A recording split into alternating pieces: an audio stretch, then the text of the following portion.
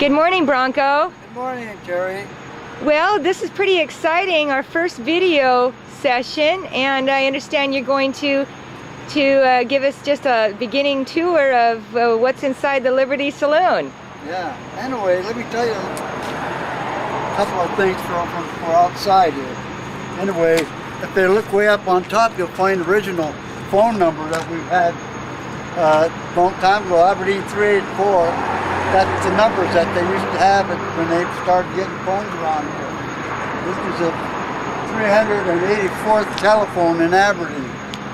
And like the city of Aberdeen was Aberdeen 1. And then different numbers that were right there close to each other. They got a little bit further away as they went along. But anyway, it used to say Liberty Pool Hall and Meat Market. That's what it said a long time ago when I was a kid. And we changed it and put saloon on there. Anyway, and the Velda sign said Liberty Tavern on it. And Velda is the lady that leased it out for me now. And the other signs bit the dust there. So, moving right along. Well, you ready to head in? I think we'll go inside and take a look around. Okay, we'll follow you. By the way, also present today is Wayne Lawson, and Wayne is right here, and he'll be in the video from time to time. Good morning, Wayne. Okay. So here we go. Yeah, that's to go inside. Got my dad's old swinging doors that used to be in the back part of in the billiard room. Still says billiards on it. And so I put it up here in front. Here's some of the few deals that I picked up as the years went by. And this board here, this is a menu board that came. It used to be right next to where Billy Gould, the notorious man of Aberdeen that killed so many people. Anyway, it was right next door to his Sailors Union office. And one of the guys that I knew a long time ago, he told me that he used to go there and eat dinner a lot. And they called it Brooks Dinner. I used to think it was Diner, but Diner is D-I-N-E-R. Anyway, I got it all written there, next to Billy Gould's office. But then somebody found this in their basement and brought it in and gave it to me. They had it there for many years. Here's the shipwrecks of Grays Harbor that were on the outside of Grays Harbor and inside some of the deals. In fact, one of the ships is here right now, and it's the Sierra, and it's right on this side of the river, next to where the old Michigan Mill or the Saginaw Mill used to be, which is no more. So here we go inside. First thing that catches our eyes is a pool table. And this is still kind of a pool hall, but it's a restaurant also. And Danny and Velda, they take good care of the restaurant and everything else that's in here. So we'll catch this part of the building later on. Okay. So let's go over to the other side. Okay, Bronco, I'm just doing kind of a quick pan of the entire area, and I'm going to follow you right now. Yeah.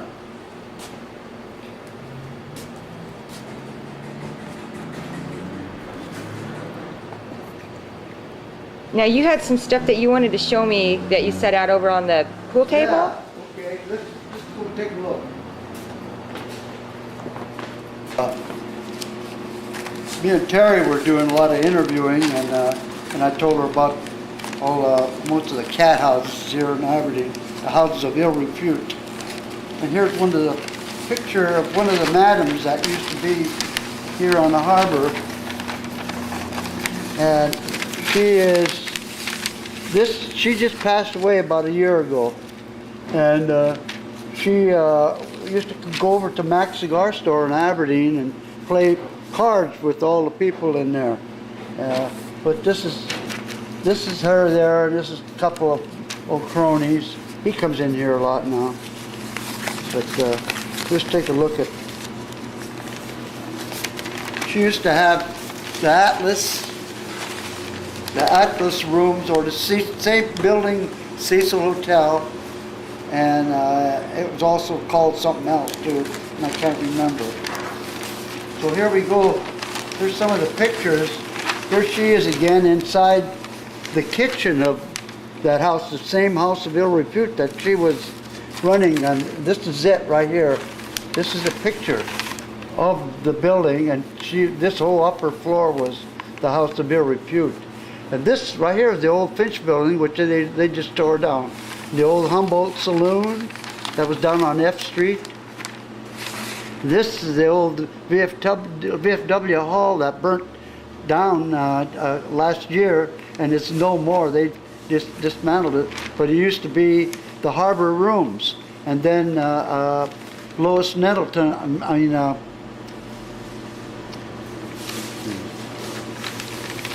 forgot her name already.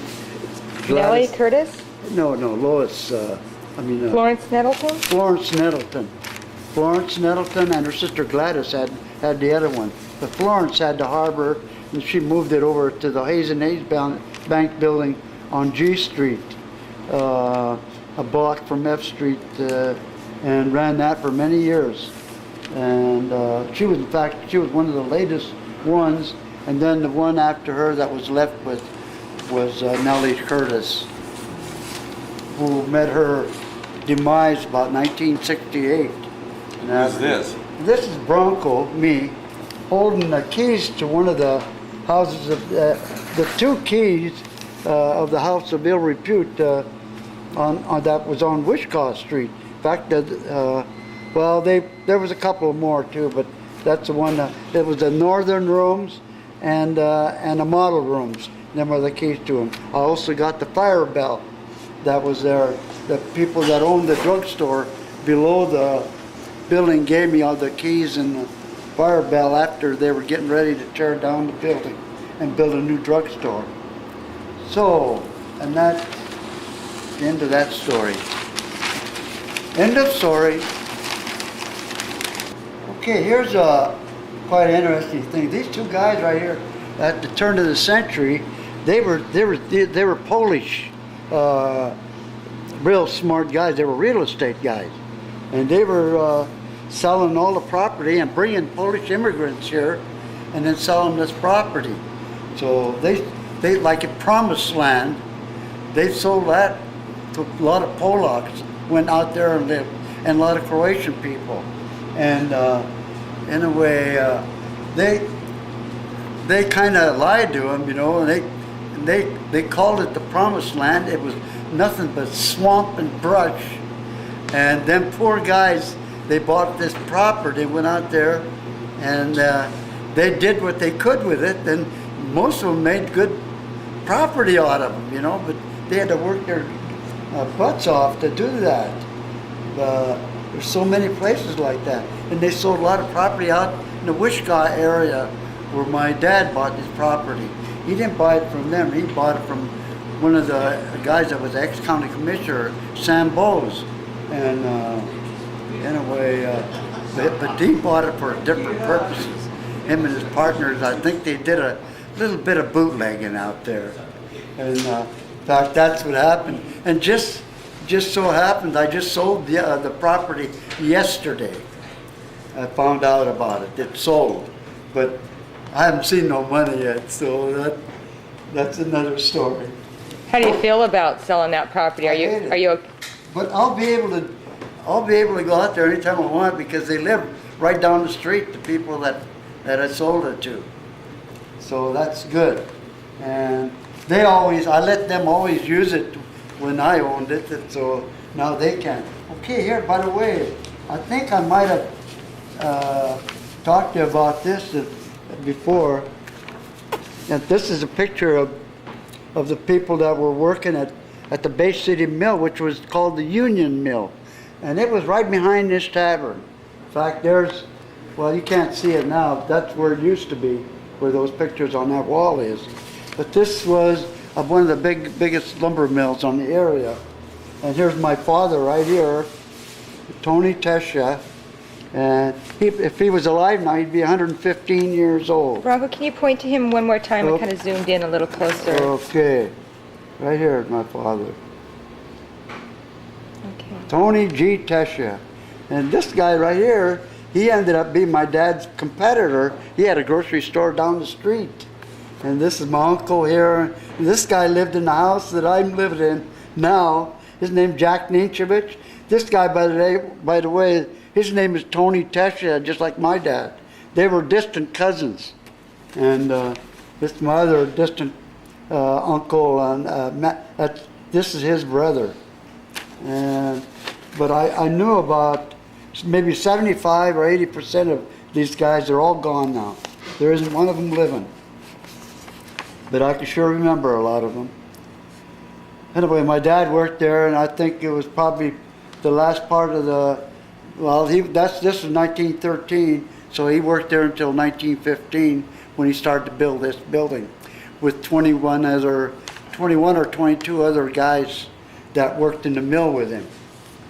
But anyway, a few months ago, or about a year ago, a guy brought me in this booklet here, and it was put out by the San Francisco insurance company, and it had it was a fire insurance company, see, and they had, it lists all the fire hydrants and different places and different mills, and it shows all the mills and everything in this book. See, it printed in August 1906, and then it was corrected in 1909. Is this a Sanborn map? Is it called a Sanborn map, Bronco? I don't know. Fire. Yeah, it is Sanborn. Yeah, copyright by Sanborn. Sanborn map. I never even realized that. Yeah, it's Sanborn, yeah. Sanborn Map Company. Okay, you must have heard of that before then, huh?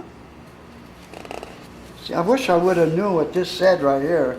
And it says property of. And somebody erased it a long time ago. And the people that I got it from let me copy it. So I took it to my real estate man, who happened to be a teacher at Grays Harbor College. And he had the college do this for me. So that was really something else. And it shows everything, every building in the city of Aberdeen at that time. And it keeps on going. It shows all the lumber mills and all that stuff. So, we will get back to this later on I got 4 sheets of this that I lent out to John Hughes, Aberdeen World, and I went over there yesterday, tried to get a hold of him to come here and be here today, because he wants to be here real bad when you guys are here. And I went there, and he's on about a 4-day weekend or something like that, so he won't be here probably until next week, which I'm hoping he will be, because he wanted me to promise that I got a hold of him to bring him over for them. So, and we will get on with something else, okay? Okay. Okay, Bronco, where are we at now? Well, we just moved to the back of the tavern now. This used to be the billiard room, and the partition was right behind where the camera is. In fact, you can see the partition up above, but if you could look, it went all the way across, and the swinging doors were right here, going into, no, right here. They're right in the middle, going back to the back. And then there was all kinds of pool tables and a card room back there, and then the big old belly stove was right here. That's a smoke catcher that used to be, that's still there. And anyway, so now when they have a big crowd or something like that, they bring them back here to feed. As we go around here, I'm going to show you some of the pictures. By the way, the pictures that you see on the wall right there, them pictures are of the Wishkah Valley, which is approximately 15 miles from here. And them are some of the splash dams that were built on the rivers. Like the Wishkah River had 12 splash dams, and they would catch the water and hold it, and then the loggers would log the logs into the river. He was about 20 years older than her, and he's buried here in Cosmopolis Cemetery along with all of her brothers and sisters and mother and dad. They're all buried on family plot. She's the only one left. And so we go down the line. Now this picture here, this was the old Cosmopolis shipyard, which was during World War II. And this is Oman-Olican right here. It's pretty hard to see this, but anyway, some of these guys are my age, and there's a lot of people are still alive in that picture. So, but they have to be pretty old. I'm 72. So anyway, but anyway, that shipyard was right where this picture was taken here. That shipyard. Later on, that was where that was at. And they made barges for the Army, for shipping stuff like that to different places. So up above here now we go. That shows Cosmopolis right at the turn of the century or before, because there's no railroad tracks anywhere. And the railroad came in 1892, and so it would have showed, the railroad would have showed down there further, the railroad tracks. And so this might be even about 1890, something like that. But this house on the corner, the first house is still there.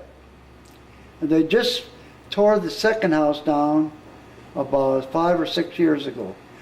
People by the name of Sjogren lived there. In fact, I got a whole bunch of stuff out of that house before they were going to get rid of it. But this is First Street here. Second Street. Let me show you what I'm talking about. Okay, this is Second Street. So that's the First Street is right where that shed is. See where that shed is? Mm-hmm. Okay.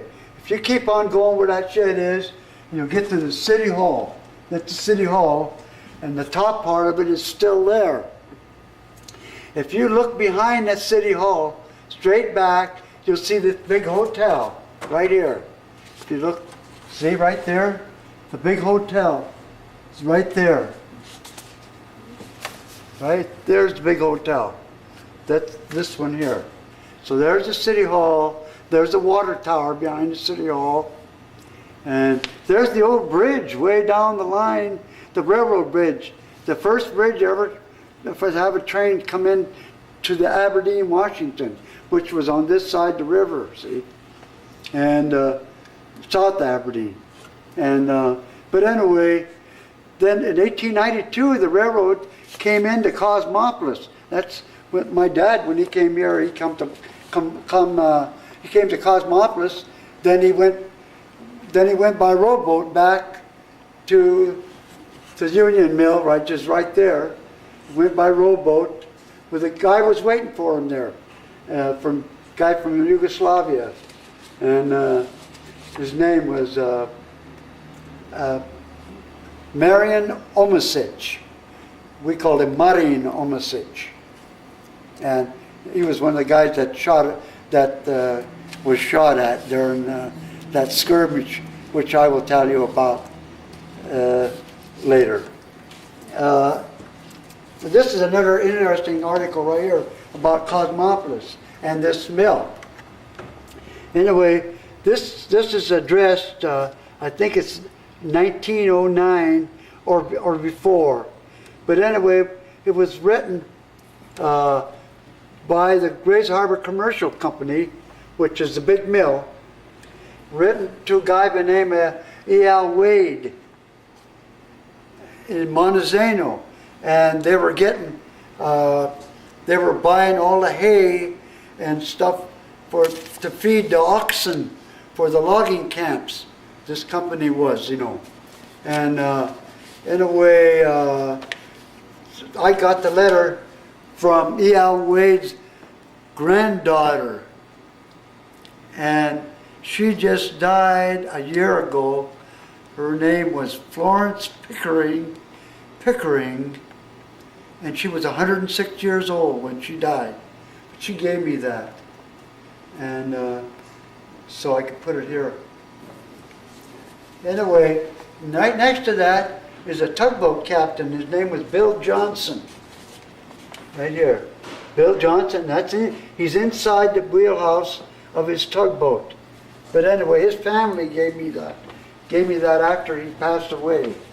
And he was my good friend. He used to come in here all the time. Bill Johnson. In fact, they have a Eagles golf tournament, bowling tournament every year in his honor. They call it the Bill Johnson Bowling Tournament. Here we go. Now right up here we got, it's a vote for Al Ballou for mayor. Anyway, he was a good friend of mine, and he worked for the, he was a real smart man. He worked for the railroad in the office, and he also had a couple other jobs, and he also did bookkeeping for people all over. And anyway, but he ran for mayor in Cosmopolis and became mayor for a long time. There's a picture there, but you can hardly see it. It turned dark from smoke and stuff in here, so it's almost impossible to see. I'll try to zoom in. I'm not sure if I'll be able to pick it up or not. Yeah. Well, maybe a little bit.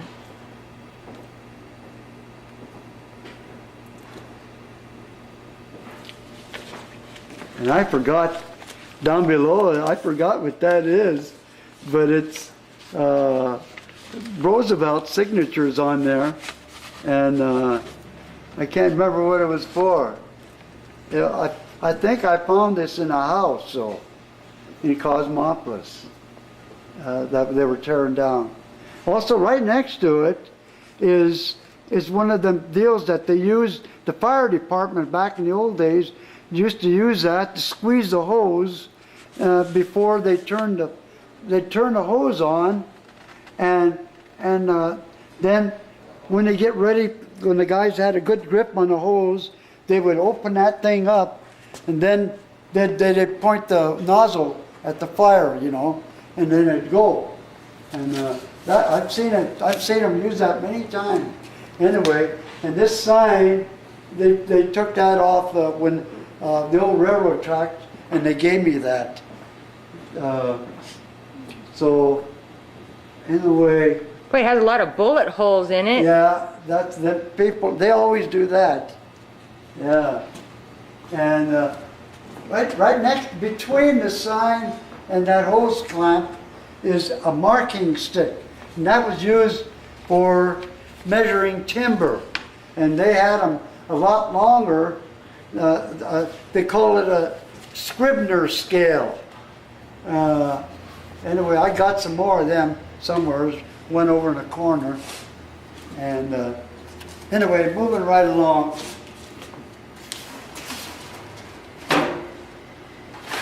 Here's the biggest corkscrews that in the world. Paul Bunyan used to wear them, and we'll just let you imagine that.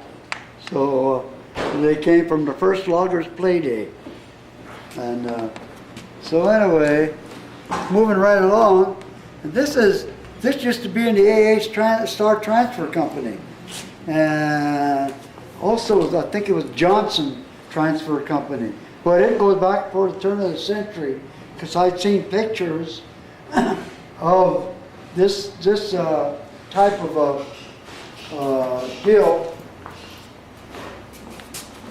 I've seen pictures that showed this in there, and it was pictures that were taken before the turn of the century, so it has to be that. But they used them way after the turn of the century. And if you look way back there, now I don't know if you're going to be able to see that, the old Golden Hind. A guy took a picture of the golden, when they came to Aberdeen. And anyway, a guy by the name of John Pickering Jr., he took a picture and he blew it up and gave it to me. And right below it is a picture of a crosscut saw. And if you look right next to that, you'll see a crosscut saw right there. I'm not a crosscut saw. Crosscut saw. It's a drag saw.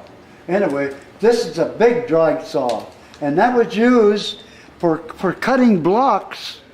They were cutting blocks for wood for the boilers of the trains, and also for the big steam engines that they used out in the woods, the donkeys, steam donkeys.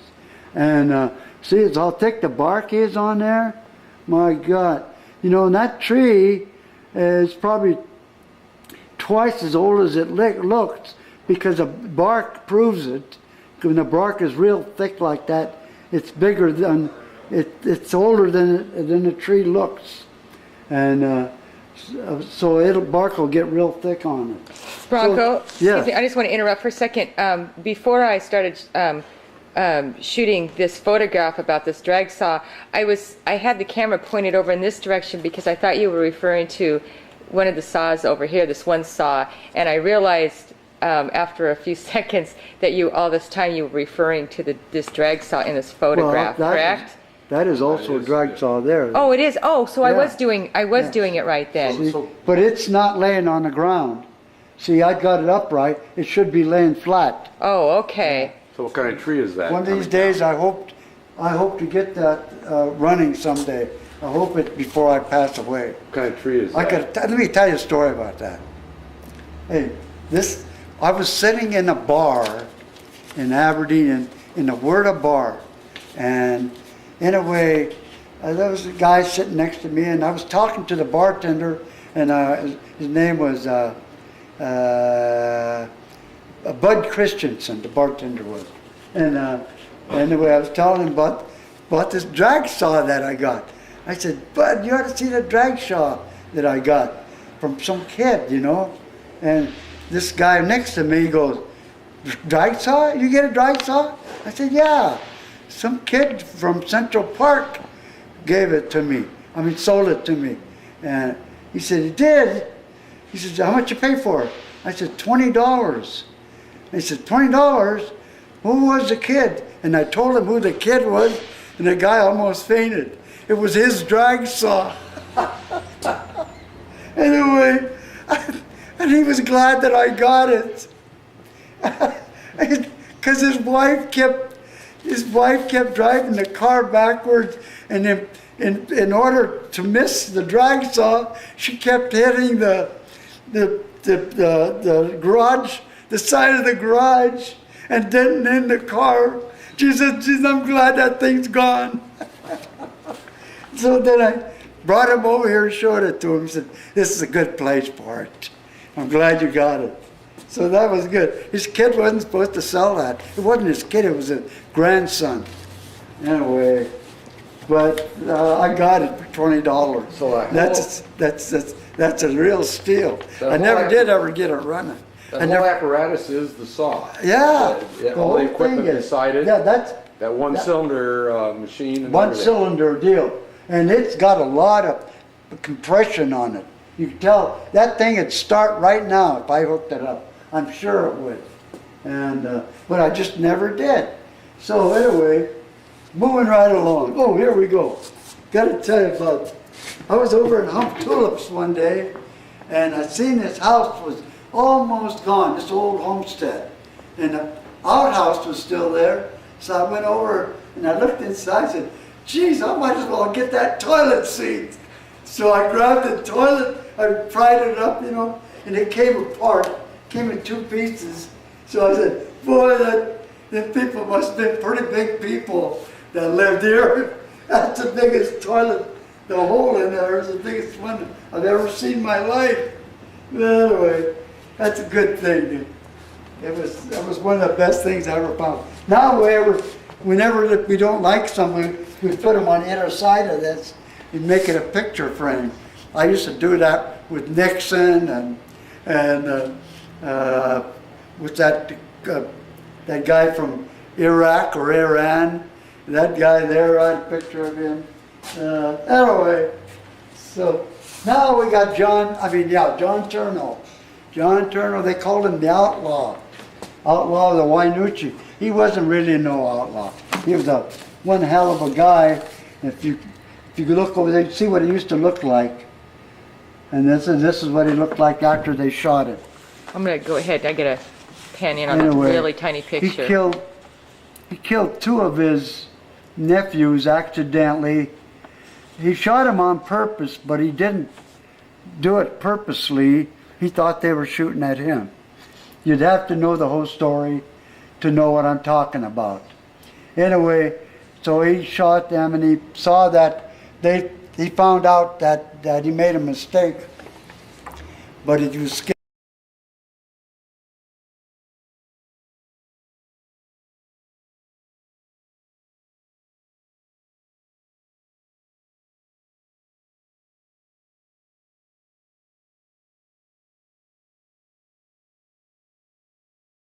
Good morning, Bronco. Good morning, Terry. So you've got some stuff for me there? Yeah. Okay. Everything's going to be okay now. We're going to be getting some stuff here. I want to show something to start out with. Okay, I'm going to go.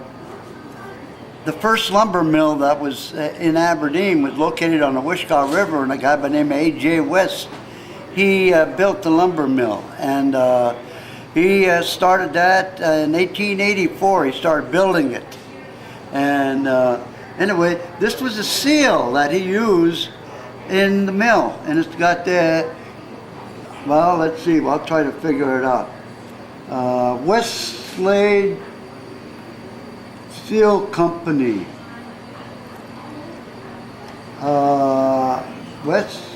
Fuel Company, Aberdeen, Washington.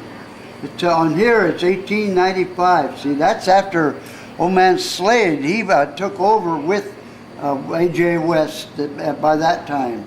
And anyway, then A.J. West went over and built another mill in Junction City, which was about 1.5 miles or 2 from Aberdeen going toward Montezano. And then you cut off right there where the river turns to go toward Cosmopolis. That's where Junction City is, and that's where he built his mill. So anyway, I just happened to get this from the same lady. I didn't get it from her, I got it from her son that gave me the newspaper that had George Washington's obituary in it. And she must have found this inside that house too. So maybe somebody was a bigger collector than I am of all this old stuff. So anyway, that's something else that I got that's real important. And then when I was a little kid, 1933, in fact I was 6 years old in 1933, and a guy by the name of Bob Bryan in Aberdeen, he made these wooden nickels, and they were good for 25 cents in trade, 25 cents. And had a picture of Samuel Ben on it, the founder of our city. It says, age 101 years old in 1903. And he lived to be 104, so he lived 3 more years. But anyway, on the other side was a picture of Old Ironsides. And in 1933, Old Ironside was docked here in Aberdeen. A big Navy tugboat brought it in. And I remember going on the Old Ironside. And the only thing I really remember of it is a big glass case that was inside, and there was a mannequin of George Washington and Martha Washington, and had their original gowns, his uniform, and one of her beautiful gowns she had on. And it's always stuck in my mind, and this reminded me of it right away when I saw this with old Ironsides on it. In fact, I have some pictures at home that are from of the old Ironsides. Hey Bronco, can I zoom in on the back side of it? You said the Ironside was on the old Ironside was on the back side. Okay, here's one of the old Ironside. On the other side, on this one, it says Bremerton, Washington. Hang on, we're just and 1933, the old Ironside visited there, but this got the Bremerton Post American Legion on it, and it's Post 149. Now Aberdeen has American Legion Post, and it's Post number 5. That's in the whole world, number 5. And Bremerton was number 149 in the whole world, so that's not bad. So anyway, see, they have beautiful picture of old Ironsides on there. So anyway, I was going to come back to this picture here. We talked about a guy by the name of James Gilchrist Swan. Him and his friend that used to be a sea captain, a guy by the name of Captain Russell. This is up on the Willapa Harbor. And Russell was living on the Neowakam River, and James Gilchrist Swan was living on the Bone River. And this is back in 1853. And they decided to go up to Palix River, which is close by, one of the rivers that come into the Willapa Harbor, and to do some fishing and fowl hunting. And so they got their big canoe and got some Indians to take them up this river. And they found out that there was a lot of fish way up at the bottom of the falls. The falls were supposed to be 250 feet high. So anyway, so they went there and they had plenty of game and fish and everything else. But on their way there, they came to a log that was across the river, completely across the river, and it was part of it was sticking up above the water. And so they had to get out of the boat, and the Indians went and lifted the boat over the top of the log so they get by it and keep on going to get to the end of the river, Felix River. So anyway, so they did, and then they went to there and they spent their time there. So now I'm going to go 100 years later. I'm going to do the same thing. Me and another guy by the name of Hank Brewer, we went on a fishing trip up the Palix River, and we went up the river a little ways, and sure and behold, here was this log. It had to be the same one. It was still across the river. This is 100 years later now. But there was only one different thing. There was a big swath that was cut in the center of it, so a boat could get through it at the right tide. And so we got through it all right, and but it brought back me reading about this, about Russell and Swan going up the river, and I was telling Henry about it, or Hank, about that trip that these other guys made 100 years ago. So it was really a kind of a thrill for me to see part of history there. And so anyway, a few years went by, so that was the end of that part of the story. A few years went by, and me and another guy, we decided to go to the top of the falls.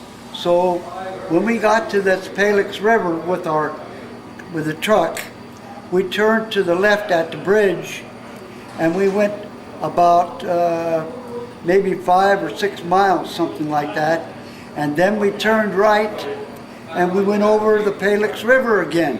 way up on top, because it was like it was 250 feet above the bottom of the river there. And so we went all the way down to the bottom of the falls, and we looked. In fact, we even dug some holes in the ground, and we found ashes in the ground about 2 feet deep that could have been the same place where them guys camped when they were there 100 years before that. So anyway, later on that day, me and George decided to go. The other guy's name was George Lucan that went with me up there the second time. Anyway, we went down about halfway back, and we cut into the left and got to the river again and looked back at the falls. And this is what we saw from where we were standing. And the top of the falls are right here with the road here somewhere. The road is right here, so this is right on top. We were right in here somewhere, and then we walked all the way down to the bottom, which it took us about 20 minutes to get to the bottom. And the falls went like this. It wasn't a one straight shot. They were degraduation of the falls. And so anyway, I thought that'd be interesting for people to know. It'd be a nice place for people to go to take pictures, because it's something beautiful. And the bottom of the falls is beautiful. It looks like a big swimming pool, and where the water has fallen for probably thousands of years, and it kind of come up like this, and it formed a kind of a pool with a rim on it, just like a swimming hole or swimming pool. So it's something to see if you want to see something. And that's about 12 miles out of South Bend, going toward Oregon from Aberdeen, heading down past Raymond, and with Raymond, then South Bend, and then you go before you get to Base Center, instead of turning right, you turn left at the top of the bridge. So anyway, that's the end of that story. Okay, here we got some pictures of back between 1914 and 1918. I was given these pictures by Norman Henderson. His dad used to be a photo guy in here in Aberdeen back right after the turn of the century, and until the day he died. He had a photography shop in Aberdeen. Anyway, he gave me all of his old pictures. And this is right at the corner of F and Heron Street. And they're taken from the same spot, almost exactly. And this is, like you notice here, it looked like they're nurses, or else they're Ku Klux Klan. I don't know which or which. But see, there is some cars in here, so it's the early part. That looks like it'd be about a 1912 car there, so it's probably a 1914 picture or so. And there's soldiers from the First World War, and you can see the streetcar tracks here. This is turning on F Street from Heron, and this one started to go across the Heron Street Bridge and then it'd go over the West Bridge into South Aberdeen. So, see, and these are the same buildings. These buildings are still here. In fact, right now, all the way down to the corner, these buildings are. And then from then on, they took them all out, including the Finch building. So, and that'll be that for now. And away we go. And so here we're gonna show you something here now. Here's a picture of, this is Johnny Strikovich. Now, he was living down the street from here, and this is the front end of the Liberty Tavern and Grocery, this place here. And this was taken about 1935. No, 1938. And it was during the Golden Jubilee of Aberdeen.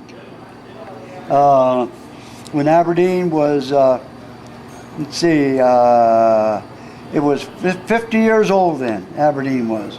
And so anyway, this is me on this beer wagon that came here and brought beer for my dad's pool hall that he had here.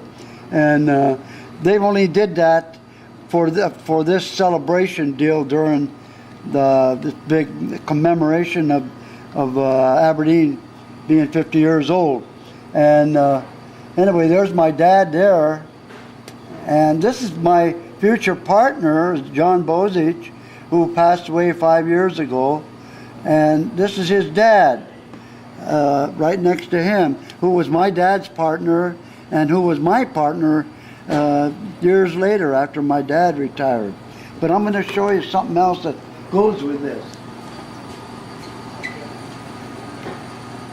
This is what I saved. This is what I saved out of this picture. If you look at my hand right here, you'll see that little cane that I got in my hand. And this is what I got right here. And everybody, and it says Pioneer Brewery on it. It was donated to everybody in Aberdeen that wanted one, got one of these. And everybody was walking around with sticks like this, you know, like important, like they're being real important, you know. And anyway, so I kept this thing all them years. But I remember they used to keep this wagon here in Aberdeen for many years. It was from the old Pioneer Brewery and from the Grays Harbor Brewing Company before that, or the Aberdeen Brewing Company, same thing. That they originated before the turn of the century. So anyway, they quit being a brewery here in Aberdeen in 1933 when Prohibition started, and 1915 when Prohibition started, and oh, I got these spurs from a guy from Oregon that used to be in all the roundups all the time, and he used to be a Brahma bull rider, and he would always bring me something, and this is one of the things that he brought me. So, end of the story back here. Okay, now we'll go back in the back and check out most of the other stuff out. And did I get all this stuff here yet? We worked on the one side, so we need to start from like where the bathroom doors are up and then back around. We finished with the cross, our last session. Okay, I'm going to take my hat off now. Okay? Here we go. Okay, I got you all that, didn't I? We got all the way through the side to the cross. How about right here? Did you get this? No. The word? No. That's they're going to tear that down now. That was in the paper the other day, so they'll be tearing that. The guy that used to own the word, he gave me that and a bunch of other stuff. This is from the old Finch building. I think I tell you about that. It came from the Finch building. That was down right where you go up the Chehalis River Bridge. They just tore down the Finch building. So that was just on the side, just as you start to go up the bridge. It was right on the right-hand side at the entrance, and it was the first office there was Gin Hops, and I can remember him being there practically from the day I was born. And here's some more of the old Finn room. The Finn room, that was part of the hotel. That was where they sold more beer. They were the second largest beer sellers in the state of Washington. Second largest during World War II. It was really something. So we're going to go back here. You already got John Turno, right? Uh-huh. How about my ex-partner? Yeah, we haven't started. That's where we needed to start. Okay, here. This is my old ex-partner, John Bozich. And I think now I got mine over there, and we had these done at Puyallup Fair in 1956. And so, see, John is tending bar there, and this is a drunk that's on the other side of the bar. So he's supposed to look like he's drunk, and maybe John was, I don't know, that's the way that guy looked to him. But we had our caricatures made, and so we both brought them home. I just got this about maybe 3 weeks ago from a guy that told me about he had it. John passed away 5 years ago. And so anyway, this is, we're going back over to here. That's a railroad camp that used to be right outside of Hoquiam, little ways. They call it railroad camp. Anyway, that was the main camp for Polson Logging Company. And these were some of the trains that were from there yard. And so anyway, you got that? Yeah. Okay. This is in-house, and that's outhouse. This is the ladies and that's the men's. This was part of an old wagon wheel, covered wagon wheel. Somebody found it. They found it up on the golf course, believe it or not, in Cosmopolis. It was buried in it. They're building the new fairway, and it was up there in the golf course. And this is what my dad used to oil the floors with back in the old days. And that, I just got through oiling the floors. I got half of it done so far. And anyway, Bronco, why would you have to oil the floors? to preserve it and it lasts forever. See, it looked like a floor. See how bad it is? That's from the foundation, really. But I'm getting a new one made. So you can see it curves up and down almost. You're going to get seasick if you ran. So would you have to oil it? Would you have to oil it every day or every week, or how many times? What? How often would you have to oil the floor? No, just no. I haven't done it for about 2-3 years. You're supposed to do it about twice a year, but actually you don't have to. Would you add sawdust to it to kind of No, spread it? you don't have to do nothing. See, you know what? That seeps in, and it seeps into the floors. There's so many corkscrew holes. If you look real hard, you can see there's a million corkscrew holes where guys walk. See, look right there. Guys walk in with corkscrews. There's millions of them in here, millions. And anyway, the oil seeps in there, and it keeps it strong, keeps it from rotting or anything like that. Anyway, this is what I've been using to oil the floor with now. So just a regular old mop, and I oil it, and I got floor oil, and so I'll be finishing it off next week. A few years ago, some guy came in here and gave me this. He was cutting some wood in his yard. Somebody brought him a tree and he cut it up. And believe it or not, the tree at one time was a telephone pole. You know, that back in the old days, they used to use anything for a telephone pole. They just nail it to a tree. Anyway, the tree grew up around this thing here. And he thought this was a knot, but it wasn't a knot. It wasn't a knot. It was from the wire that was there, and it built up a deal around a wire. So anyway, so he said, well, I better not cut there. So he cut down here and he cut down here, and when he split it, that happened to be inside the center of it. Now this came from up by Tumwater. So that's where he got a fireman that worked in the Tumwater Fire Department gave it to me. And this came off one of the oldest Polson steam donkeys. Them are the friction blocks. Stop and start the deal to go. It acted like brakes. That was just parts of that. And the guy went and made a little deal so I could have him. And this is the old buck saw here somebody gave me. Kind of That's probably about 100 years old. Anyway, so we're going around here, and this, we got all these pictures here, and these pictures were taken by this guy right here. This guy right there is 92 years old now. Which His one name in the is Vern picture? Thayer. This man right here. Hang on for just Yeah. a second. And this guy's name is George Barsanium, and they used to call him Roly Poly. And that is one of the donkey sleds and engines that used to be at the White Star Logging Company, just out of Alma.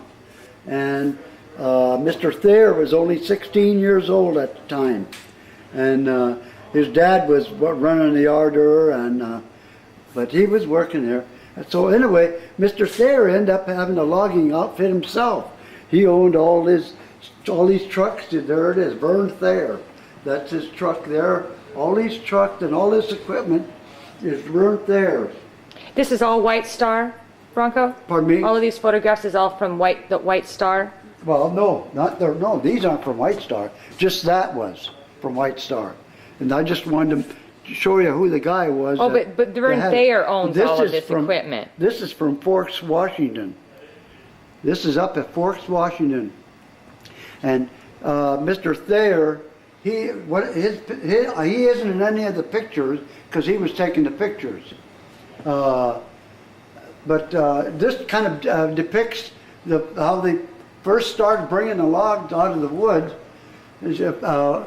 They'd cut them down and they start towing them, and then they'd put them on the trucks and bring them down the trucks to the railroad, and then from the railroads go wherever they're supposed to go.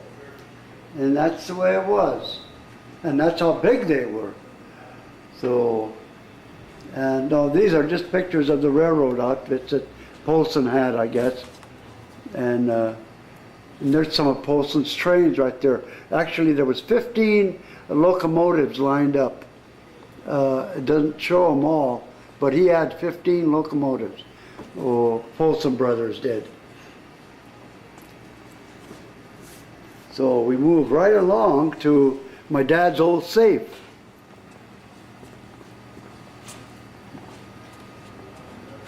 And please turn off the safe. No, that don't. This, if you look real good, you'll see a big dent in the safe right here. That was where it was blown up back, I think it was in 1928 or something like that. But anyway, some guy got in it, and they blew, this safe was over on the other side in the grocery store, and they put some nitroglycerin or something in there and blew the heck out of it. They got a couple $100 out of it, I think. I don't think they had any more money than that, which was a lot of money. This came off an old sailing ship here.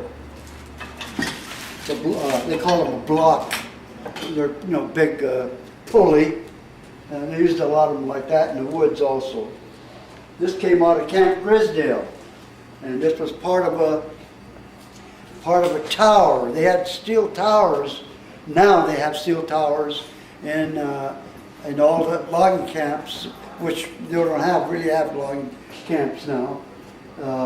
But they had these big steel towers that are on trucks, and they just drive right to where they're going to start pulling the logs out of the woods and start pulling them out with these big steel towers. They just raise them up right from the truck, then start towing them out. Anyway, this one happened to come down, and it got bent real bad, so they had to cut a chunk out of it, and that's what this guy did. He cut one piece out of it like that, and he took it to a long foundry, either there or Lamgrays Harbor, and had the stove made out of it, and it weighs about 500 pounds. I think that's the reason this thing is sinking here. The other way. So, if you look up above now, we got a lot of chainsaws up there. I got many more of them in the back room. And just take a look over here. I want to show you something. can have to look at it from this angle, from right here. I want you to look up there. Now that is a crosscut saw, a long crosscut saw, and it's bent all the way around the top of that tree almost. Anyway, that was on there when the guy cut the tree down. It was up on top of the tree. Now if you want to know something, a tree grows from the top up. If you put a nail into a tree, on the bottom of a tree, and come back 10 years later, that nail is going to be right there. It isn't going to be up there. It's going to be right in the same spot. So that thing couldn't have been, it couldn't have grown and went all the way up to the top. So anyway, somebody climbed up to the top of the tree and put that around there. But it must have been in a fire or something, the saw, because they wouldn't have been able to bend it around like that. So anyway, the guy saw the tree and he cut it down and he brought that in and gave it to me. So that's the end of that story. Okay, now here, long we're done with that. Let's go over here. I want to show you something that I missed. And it was from the old E.C. Miller office that I used to work at when I just got out of high school. I wasn't out of high school. I was during the summer. I was 15 years old. I used to cut shakes there. The old shake bands, and I got $50 a month, which was a lot of money back in the 40s, early 40s. And anyway, E.C. Miller Lumber Company. Now I got all the other old signs from there too, and got lots of pictures from there. And I'll show you them later on. So we got everything else in here, so let's move right along. We got that too. And that's the old smoke catcher. You got that already, did you? I did, yes I did. Okay. And here we go. And that's about it for now. So I think, okay, if we're all done with this area, I think I'm just gonna pan real quick since we covered it all. And So I'll be with you in just 1 second. We were using this for a long time in a town. All that is now is a storage for us. But that goes back to the 30s when they first come out with cold storage stuff around here, you know. And, I don't remember where the hell I bought it, but I got it somewhere. Bronco, I'll be with you in a second. I'm just gonna kind of sweep this area once real quick. Get all them buck saws too that are up here.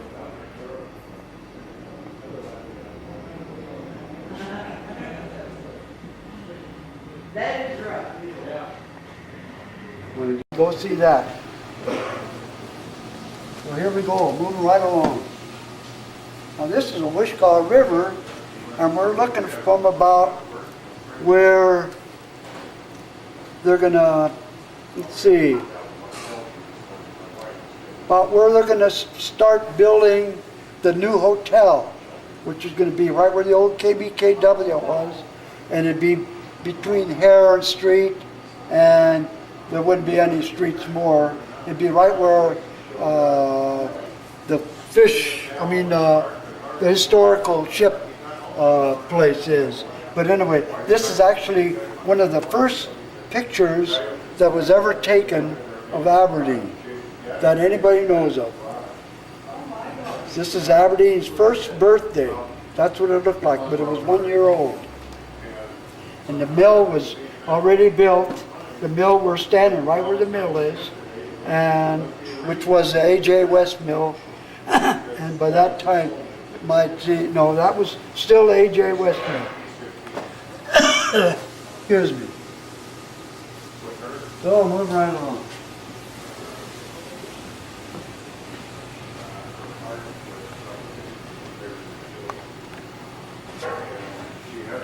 Okay. Oh, here we go. Let's take a little shot of this thing right here. I want you to get a good shot. Now this is the biggest hotel, believe it or not. It used to be the biggest hotel on the West Coast, and it was in Moclips. And by 1911, it was practically gone. The ocean had washed it out.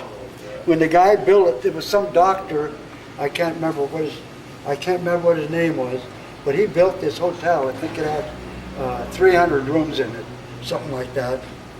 But he built it right next to the water, and why he didn't know that it was eroding there year by year, and it just happened to be getting the worst part of the century was right then.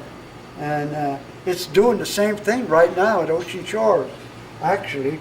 So them guys are getting all washed out at Ocean Shores now. Little by little, in a few years, that'll be gone.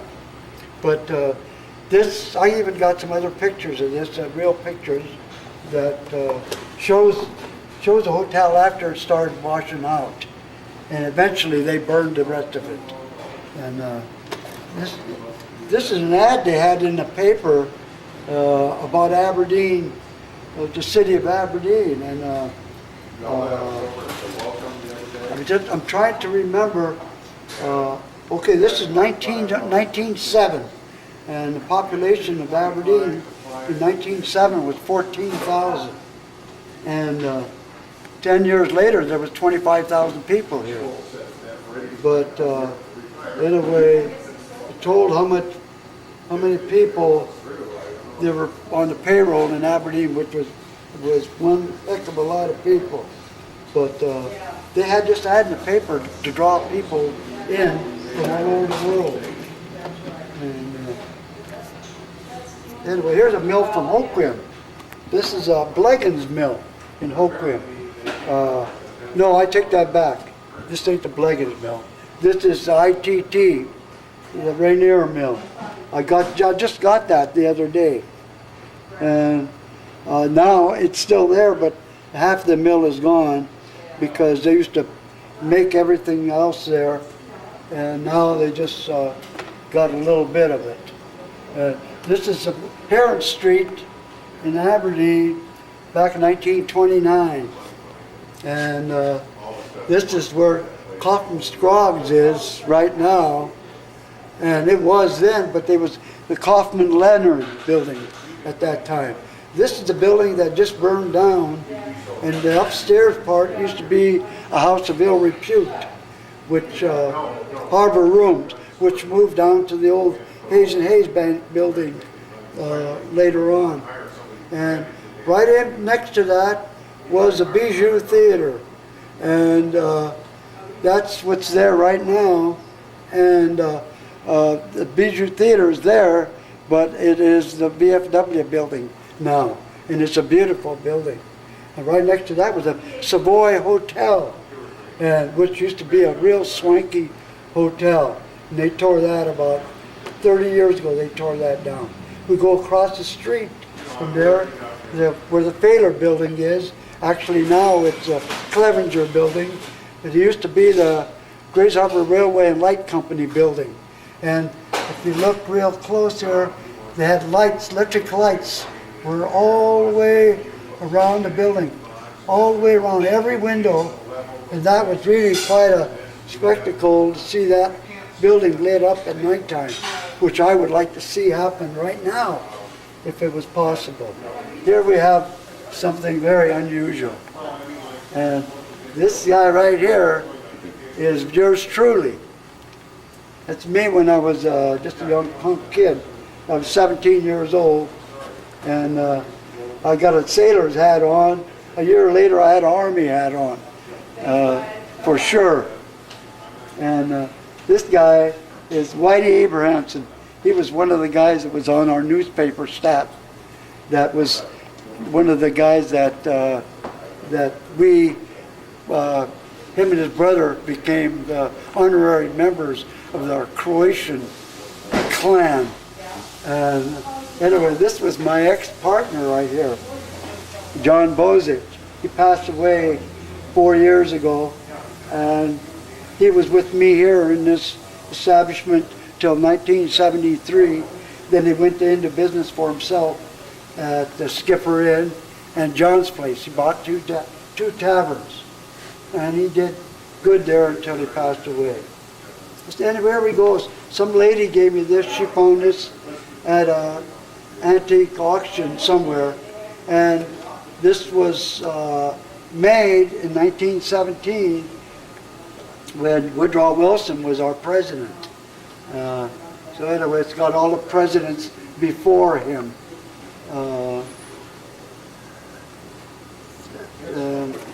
Then I'm going to you could take a look at that. I got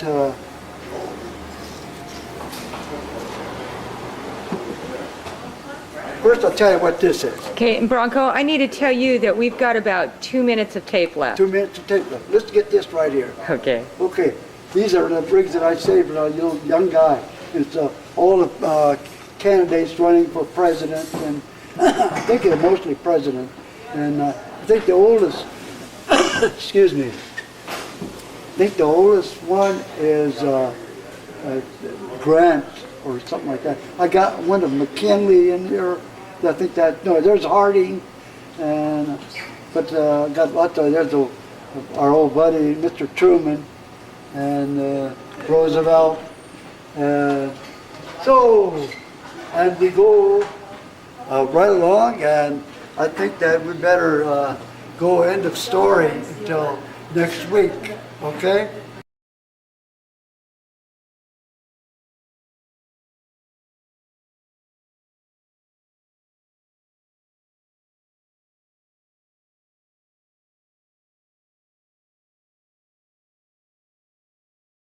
Dock that was right where the Wishkall Mall is now, and it was right on the river behind the old Haven Tavern, which is gone now. And that right where the Haven Tavern is where the entrance is to the log pavilion now. But anyway, that hat belonged to one of them officers over, from that boat. So somebody brought it in and gave it to me. I think he did, and I put it. I just had it in the back and put it up there. And right next to it is a clam shovel, the kind that a scoop clam shovel, and with a clam bag that was used by a man by the name of Victor Corpy, and he'd be about 100 years old now. He was really a nice guy, and his son and me were very good friends, and I think his son is even retired now, but his son's about my age. But here we go. Let's take a look up here now, right above my head. You're going to see a chain here, right here. This chain, that's a chain they use to hold log booms together. Now, log booms were long, strung-out booms that extended around lots of logs that were gathered together for the lumber mills. They'd gather them upriver and then tow them downriver. Well, these chains would hold together them log booms to hold the logs in. And they were hooked together. The ends would drop down through a hole and they'd lock into place. Then they'd put another one and they'd hook onto the other side. And they'd just keep going all the way around the logs. And that way they could keep all the logs corralled, and so they could be towed down the river. And here we go, right here. Now these are spurs that the loggers use to climb the trees up. So they go up to the top of the trees and cut the tops off so they can rig them up and make spar trees out of them to haul in the logs to the landings. Anyway, these guys would go up them trees just like squirrels with them things on. And this is what they call a Polish chainsaw. And if you look at it good, you'll see what's so significant about it. And if you know the story about the Polacks, which I will not repeat because I don't want to get killed. Anyway, it's got a chain and there's a saw handle on the end of it. So some guys think that's the way Polacks did their chainsaw.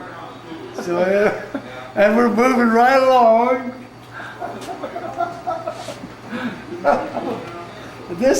Here we go. We were talking about the boom chains. Now we come to the boom sticks. They call them boom sticks or boom poles. Now there it is, a big long boom pole. Now there's 3 of them up there. There's a couple of more way over there. And that's what the boom men used out there when they used to push the logs after they got them inside the booms at the mills, they'd be standing with they had spiked boots, and they'd be standing on logs and pushing the other log until they got to the boat chain, and the boat chain would take up the slips and take the logs up into the mill, and they would start cutting all these logs. But anyway, these were the boomsticks.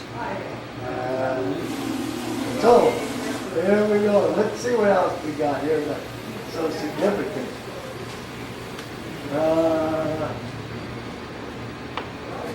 Okay, here we go right here. Get a little bit closer. Right here, see if you get that. Come over on this side and get it from this angle. You might get a better shot. Okay, see this right here? That's what they call an undercutter. That's an undercutter. And this part would be driven into a log. Like say the logger, he falls a tree, and it falls so it goes, the tree goes like this, see? So the logger couldn't saw from here. He had to get from underneath and saw up on the log. So he would drive that thing into the log from underneath, and then he put his saw upside down underneath and start sawing up. He saw up on the log, and that way the log would fall like this into the gap, and it wouldn't pinch the saw. So you'd be away from it then. So that's what that was used for. So, and we go right along here. You want to go over here on this thing, and we'll check this out. Now I don't know if you can see this at all, or you want to wait till next week and we'll have a light on there. Well, can you see it at all? it's okay. I thought we were going to try to concentrate on what was up on top of the ceiling today and then get these next week. But if you want to go ahead and get these today, that's perfectly fine, Bronco. Okay, let me just tell you about this then. This is the lumber mill that was right behind the tavern here. This was at first it was a Union Lumber Company, and then it became the Bay City Mill. And that's how this area became known as Bay City. It was named after Bay City Mill. Anyway, this is the Bay City Mill, and where we're at right now, or right here, right where my finger is right on that corner. And you can't hardly see it, but it's a big long building there. And hello. Hello. And my house is right about right here. And so anyway, you could tell how big that mill was. It was an enormous mill, and it went all the way up to about here, and then it finished off right about here. Wait, I didn't see. I was zooming in. Point out where it started and ended again. Yeah, it started right about here. The mill did. Okay. Actually, about here, because there was a big sawdust pile in here, and they had conveyors going up to the sawdust pile and dumping it. And this is where the logs used to go inside the mill, and the slip is right there with the bull chain. It's right there, and you could hardly see it, but it's there, and it goes inside the mill, and then it would be in the process. It'd go right through the mill and be all cut up, and then it'd go to different sections of the mill, the different parts of the lumber, and it'd come out. The big timbers would come out right here. This was right on the end. This is the end of the mill facing that way, right about right here. This is. Anyway, they'd come out with these big square cants. They'd be 3 feet by 3 feet square, and they'd slide down these chutes, and they'd pile them on these different carrier blocks, and then they would tow them over to different trim mills and places where they cut the different lumbers and stuff like that. And a lot of them would be cut up above, where they could be cutting boards and then sent down on conveyor belts and things like that. Anyway, here's my daddy right there, old Tony G. Tesia, and one of my uncles there, and another uncle there. And this is one of the superintendents right here, Mr. Hunt, Leonard Hunt, and he was another superintendent of a different section of the mill. This was a Bill Vastbinder. And this guy was a guy by the name of Murphy. He worked inside the boiler room where they created all the steam for the mill to be used. And I know a lot of the other guys in there, which are no significant. Now here's the same building right here. This is this building, but it's from a different angle. That would be from that side. Right over here would be this part there. And the lumber, some of the lumber was cut and would go over the top. All the way over, this is a conveyor, and it'd go over right here and go right down to the green chain. And here's a lot of the guys that were working on the green chain. There were Filipinos and Hindus and Chinese and even white folks and all that. They were there too. And anyway, that's the same picture that the Washington State used. 1889, they used it on the cover of their centennial or whatever it was. Washington State became, they were 100 years old, 1889. Did they borrow it from you? Pardon me? Did they borrow this picture from you? Yeah, they got it from me and then they had it reproduced, and they gave me didn't I ever give you one of them? I don't think so, no. I'll give you one. I got one. And anyway, here's my Bay City Mill here. See, this was in the office of this mill here. And this is in one of the other parts of the mill where they did filing or something. I don't know what he does. But anyway. See, this is J.M. Vastbinder, is the guy that I was telling you about right here. Anyway, that's him right here. You could hardly see him. That's this guy right there. And he was a superintendent. That's this guy right. That's the same guy right there. Hang on, don't move. With a mustache. Wait, point him back over to this picture. You were faster than This me. is that The same Vastbinder guy guy right there. Okay. Yeah. Moving right along. And then we go over here. This was a big funeral procession that they had going to the cemetery from South Aberdeen, from when a guy got murdered at the Bay City Mill by the big shots of the mill. The guys were striking, and so this one guy went in from the back end of the mill, and one of the guards shot the guy and murdered and killed him. So here we got. Could you read that? What it says? Uh-huh. Okay. Fellow worker McKay.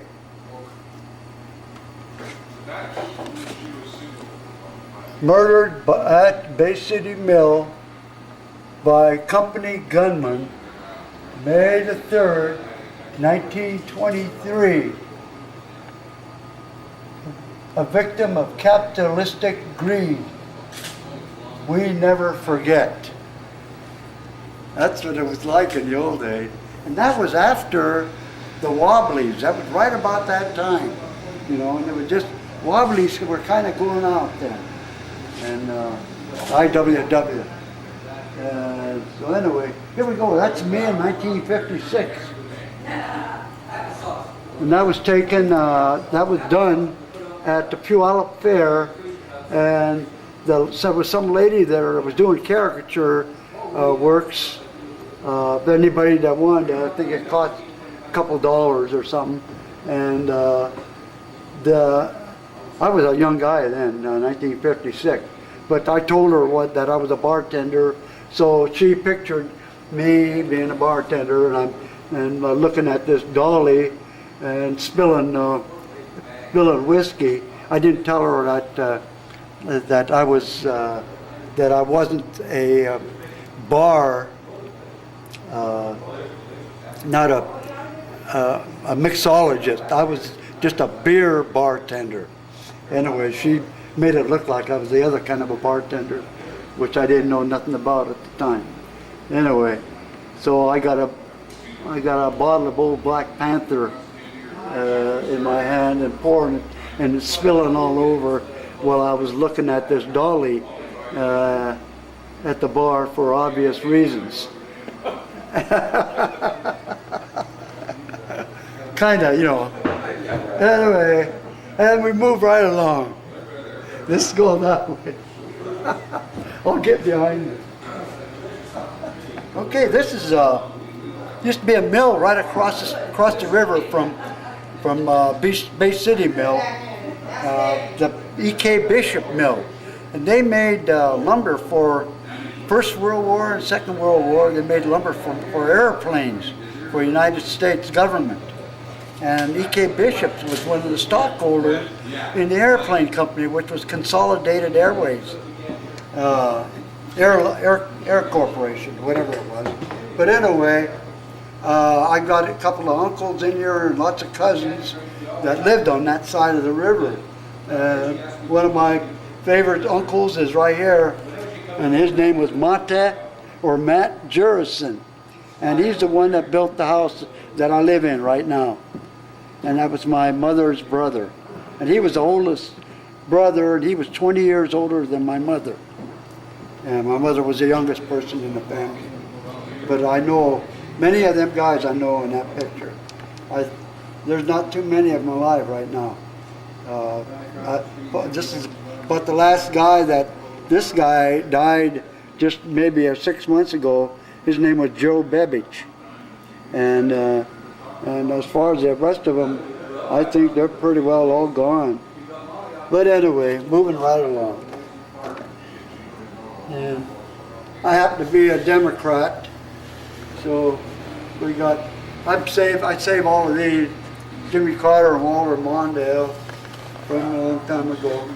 And I think we already did we get all of those on the top of the deal yet, or we? No, we haven't been over there yet. Later on. Well, this is a very interesting picture. This is a very interesting picture. This is all the timber barons of Grays Harbor, and this didn't